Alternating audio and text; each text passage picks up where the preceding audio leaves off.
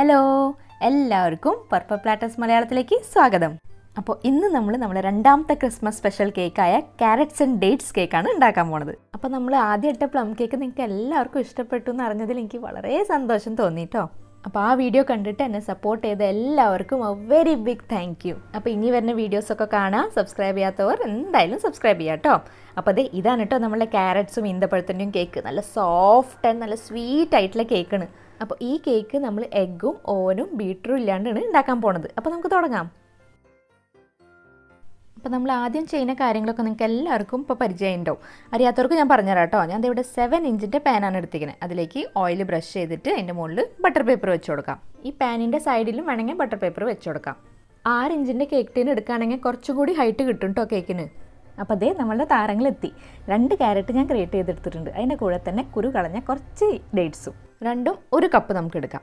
പിന്നെ ഈ ഈന്തപ്പഴമോ എന്താ പറയാന്ന് വെച്ചാൽ അത് മേടിക്കുമ്പോൾ ഉണ്ടല്ലോ നല്ല സോഫ്റ്റ് ആയിട്ടുള്ളത് നോക്കി മേടിക്കണം. എന്നാലാണ് ഈ ഈത്തപ്പഴത്തിൻ്റെ സ്വീറ്റ്നെസ്സൊക്കെ കേക്കിൽ നന്നായിട്ട് അലിഞ്ഞ് ചേരുള്ളൂ. ഇനി ഈത്തപ്പഴത്തിനെ നമുക്കൊന്ന് മിക്സിയിൽ ലൈറ്റായിട്ട് ഒന്ന് പൾസ് ചെയ്തെടുക്കാം, ഒന്ന് ക്രഷ് ചെയ്തെടുക്കാം. ദേ കണ്ടില്ലേ, ഇതുപോലെ ശരിക്കും അങ്ങോട്ട് അരയ്ക്കരുത്, ഒന്ന് ചതഞ്ഞ് കിട്ടിയാൽ മതി. അപ്പോൾ തൽക്കാലത്തേക്ക് ഇതിനെ നമുക്ക് മാറ്റി വയ്ക്കാം. ഇനി നമുക്ക് നമ്മുടെ പഞ്ചസാര കാരമലൈസ് ചെയ്തെടുക്കാം. അപ്പോൾ അതിന് വേണ്ടി ഞാൻ ഇവിടെ ഒരു പാത്രം എടുത്തിട്ടുണ്ട്. അതിലേക്ക് നമുക്കൊരു 1/2 കപ്പ് പഞ്ചസാര ഇട്ട് കൊടുക്കാം. ഇട്ട ഉടനെ ഇളക്കി കൊടുക്കരുത്. ഫ്ലെയിം ഒന്ന് ഹൈയിലേക്ക് ആക്കി വെച്ചാൽ മതി. അപ്പോൾ തന്നെത്താൻ ഉരുകി തുടങ്ങും. ഇത് കണ്ടില്ലേ ഇതുപോലെ. അപ്പോൾ നമുക്കൊന്ന് ലൈറ്റായിട്ട് ഇളക്കി കൊടുക്കാം. എന്നിട്ട് ഈ ഷുഗറൊക്കെ നന്നായിട്ടൊന്ന് മെൽറ്റായിട്ട് നല്ല ഡാർക്ക് ബ്രൗൺ കളർ ആകുമ്പോൾ നമുക്ക് ഇതിലേക്ക് ഒരു 1/4 കപ്പ് വെള്ളം ഒഴിച്ചു കൊടുക്കാം. വെള്ളം ഒഴിക്കുമ്പോൾ സൂക്ഷിച്ചോളൂ കേട്ടോ, നന്നായിട്ട് അത് തെറിക്കും. പ്ലം കേക്കിൻ്റെ വീഡിയോ ഇട്ടതിന് ശേഷം എന്നോട് കുറച്ച് പേര് കമൻ്റ് അയച്ച് ചോദിച്ചായിരുന്നു അവരുടെ ഈ ഷുഗർ സിറപ്പ് ശരിയാവണില്ല എന്ന്, തണുക്കുമ്പോൾ കട്ട പിടിച്ച് പോവാന്ന്. ഈ സംഭവം എനിക്കും പറ്റിയിട്ടുണ്ട് കേട്ടോ. ഞാൻ നേരത്തെ നോൺ സ്റ്റിക്കിലാണ് ഉണ്ടാക്കിക്കൊണ്ടിരുന്നത്. അപ്പോൾ എൻ്റെ ഷുഗറും അങ്ങനെ കട്ടിയായി പോവും. അപ്പോഴാണ് ഞാൻ അത് മാറ്റിയിട്ട് ഇതുപോലത്തെ ഒരു പാത്രത്തിലേക്ക് ആക്കിയത്. അപ്പോൾ നിങ്ങളും സ്റ്റീലോ അല്ലെങ്കിൽ അലുമിനിയത്തിൻ്റെ ഏതെങ്കിലും പാത്രം ഉപയോഗിച്ചിട്ട് ചെയ്ത് നോക്കുക. ഇനി ഇതിലേക്ക് നമ്മൾ ക്രഷ് ചെയ്ത് വെച്ച ഡേറ്റ്സും ഗ്രേറ്റ് ചെയ്ത് വെച്ച ക്യാരറ്റും ചേർത്ത് കൊടുക്കാം. എന്നിട്ട് ഇതിനൊന്ന് നന്നായിട്ട് മിക്സ് ചെയ്തതിന് ശേഷം ഒന്ന് തിളപ്പിച്ചെടുക്കാം. നന്നായി തിളച്ച് വരുമ്പോൾ നമുക്ക് ഫ്ലെയിം ഓഫാക്കിയിട്ട് അതിന് വേറൊരു പാത്രത്തിലേക്ക് തണുക്കാൻ മാറ്റി വയ്ക്കാം. ഇനി നമ്മളുടെ കേക്കിൻ്റെ ബാറ്റർ റെഡിയാക്കണതിന് മുമ്പ് നമുക്ക് നമ്മുടെ ഓവൻ സെറ്റപ്പ് റെഡിയാക്കി എടുക്കാം. അതിനുവേണ്ടി ഞാൻ ഇവിടെ ഒരു പഴയ അലുമിനിയത്തിൻ്റെ പാത്രം എടുത്തിരിക്കണേ. അതിലേക്ക് നമുക്ക് കുറച്ച് ഉപ്പിട്ട് കൊടുക്കാം. ഈ ഉപ്പ് തന്നെയാട്ടോ ഞാൻ സ്ഥിരമായിട്ട് എല്ലാ കേക്കിനും ഉപയോഗിക്കുന്നത്. എല്ലാ ഭാഗത്തേക്കും ചൂട് ഈവനായിട്ട് ഡിസ്ട്രിബ്യൂട്ട് ആവാൻ വേണ്ടിയിട്ട് നമ്മൾ ഈ ഉപ്പിട്ട് കൊടുക്കുന്നത്. ഇട്ടില്ലെങ്കിലും കുഴപ്പമൊന്നുമില്ല. പിന്നെ ഞാൻ സ്ഥിരം അങ്ങനെ ചെയ്യാറ്, അതുകൊണ്ട് ചെയ്യുന്നതേ ഉള്ളൂ. ഇനി ഇതിലേക്ക് നമുക്കൊരു സ്റ്റാൻഡ് വെച്ച് കൊടുത്തിട്ട് ഇതിനടച്ച് വെച്ചിട്ട് ഒരു 10 മിനിറ്റ് വരെ നമുക്കൊന്ന് പ്രീഹീറ്റ് ചെയ്തെടുക്കാം മീഡിയം ഫ്ലെയിമിൽ. ഇത് ചൂടായി വരുമ്പോഴേക്കും നമ്മളുടെ ഡ്രൈയും വെട്ടും ആയിട്ടുള്ള ഇൻഗ്രീഡിയൻസ് റെഡിയാക്കി എടുക്കാം. അപ്പോൾ ആദ്യം തന്നെ ഡ്രൈ ഇൻഗ്രീഡിയൻസ് എടുക്കുമ്പോൾ നമ്മൾ എപ്പോഴും അരിച്ചിട്ടെടുക്കാം കേട്ടോ. അപ്പോൾ ഞാനിവിടെ 1 കപ്പ് മൈദ എടുക്കുന്നുണ്ട്. ഇതിലേക്ക് നമുക്കൊരു 1/2 ടേബിൾ സ്പൂൺ കൊക്കോ പൗഡർ ചേർത്ത് കൊടുക്കാം. കൊക്കോ പൗഡർ നിർബന്ധമില്ല കേട്ടോ, കേക്കിന് കുറച്ച് ഡാർക്ക് കളർ കിട്ടാൻ വേണ്ടി ചേർക്കണമെന്നേ ഉള്ളൂ. ഇനി ഇതിലേക്ക് നമുക്ക് 1 teaspoon baking powder, 1/2 teaspoon baking സോഡയും കുറച്ച് ഉപ്പും കൂടി ചേർത്തിട്ടൊന്ന് അരിച്ചെടുക്കാം. 2-3 പ്രാവശ്യം അരിച്ചെടുക്കണമെന്നായിരിക്കും നല്ലത്, അല്ലെങ്കിൽ ഇങ്ങനെ നന്നായിട്ടൊന്ന് മിക്സ് ചെയ്ത് കൊടുക്കാം. ഇനി നമ്മളുടെ വെറ്റ് ഇൻഗ്രീഡിയൻസ് റെഡിയാക്കി എടുക്കാം. മുട്ട യൂസ് ചെയ്യാത്തതുകൊണ്ട് ഇവിടെ കട്ട തൈരാണ് യൂസ് ചെയ്യുന്നത് കേട്ടോ. അപ്പോൾ ഒരു 1/2 കപ്പ് തൈര് നല്ല ക്ലീൻ ആൻഡ് ഡ്രൈ ആയിട്ടുള്ള ബൗളിലേക്ക് ഇട്ട് കൊടുക്കാം. എന്നിട്ട് അതിന് നന്നായിട്ട് വിസ്ക് ചെയ്ത് നല്ല സ്മൂത്ത് ആക്കി എടുക്കാം.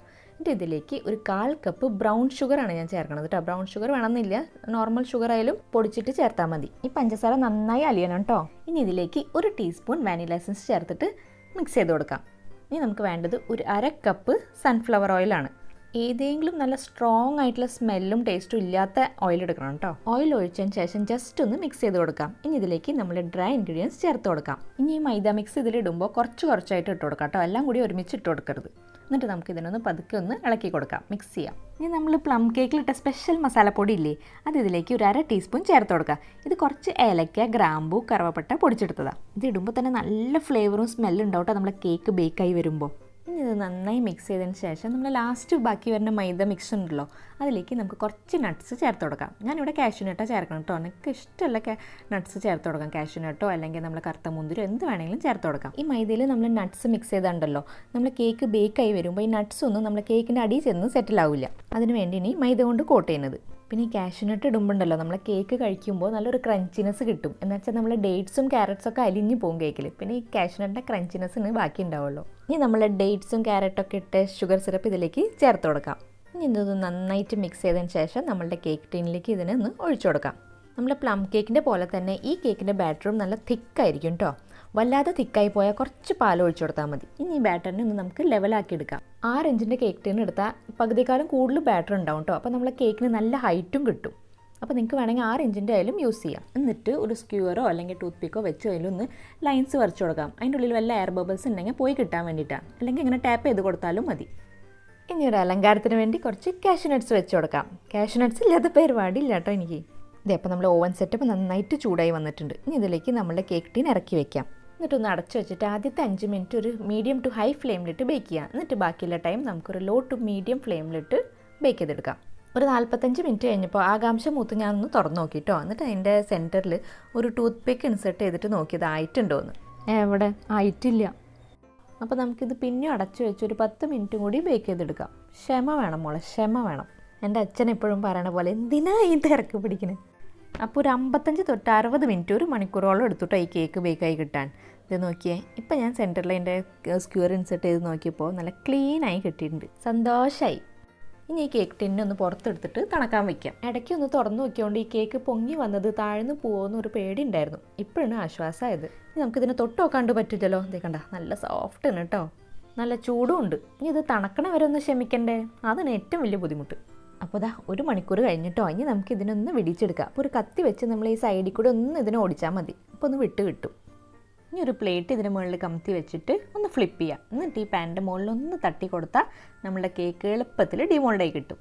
അതെ, ഇതാണ് കേട്ടോ സംഭവം. ഇനി ഈ ബട്ടർ പേപ്പറൊക്കെ ഒന്ന് റിമൂവ് ചെയ്താൽ നമ്മളുടെ കേക്ക് റെഡി. ഈ കേക്ക് നമ്മളെ പ്ലം കേക്കിനേക്കാളും നല്ല മോയിസ്റ്റും സ്പഞ്ചും ആയിട്ടുള്ള കേക്കാണ് കേട്ടോ. ഈ 2 കേക്കിൻ്റെയും 2 ടെക്സ്ചറാണ്. ശരിക്കും പറഞ്ഞാൽ ഉണ്ടാക്കിയിട്ട് പിറ്റേ ദിവസം കട്ട് ചെയ്തെടുക്കണമായിരിക്കും ഏറ്റവും നല്ലത് കേട്ടോ. പക്ഷെ എന്നെക്കൊണ്ട് അത് പറ്റില്ല. അതുകൊണ്ട് ഞാൻ ഇപ്പോൾ ഇത് കട്ട് ചെയ്ത് കാണിച്ചു തരാം നിങ്ങൾക്ക്. ഇത് കണ്ടില്ലേ, നല്ല സോഫ്റ്റ് ആയിട്ടുള്ള കേക്കാട്ടോ, നല്ല സൂപ്പർ ടേസ്റ്റുമാണ്. ഞാൻ അത് കഴിച്ചു നോക്കി. പിന്നെ ഡേറ്റ്സും ക്യാരറ്റൊക്കെ യൂസ് ചെയ്തുകൊണ്ട് ഈ കേക്ക് വായിലിട്ട് അലിഞ്ഞു പോകുന്ന ടൈപ്പ് കേക്കാണ്. പിന്നെ കുറച്ച് മുളഭാഗം സ്റ്റിക്കിനെസ്സും ഉണ്ടാവും കേട്ടോ. അപ്പോൾ നിങ്ങളെല്ലാവരും ഇത് ഉണ്ടാക്കി നോക്കുക, അഭിപ്രായങ്ങൾ അറിയിക്കുക. വീഡിയോ ഇഷ്ടപ്പെട്ടെങ്കിൽ പ്ലീസ് ലൈക്ക് ചെയ്യുക. സബ്സ്ക്രൈബ് ചെയ്യാത്തവർ എന്തായാലും സബ്സ്ക്രൈബ് ചെയ്യുക. എന്നിട്ട് പരമാവധി ഷെയർ ചെയ്യുക കേട്ടോ വീഡിയോ. അപ്പോൾ നമുക്കിനി അടുത്ത വീഡിയോ കാണാം. Tata, bye bye.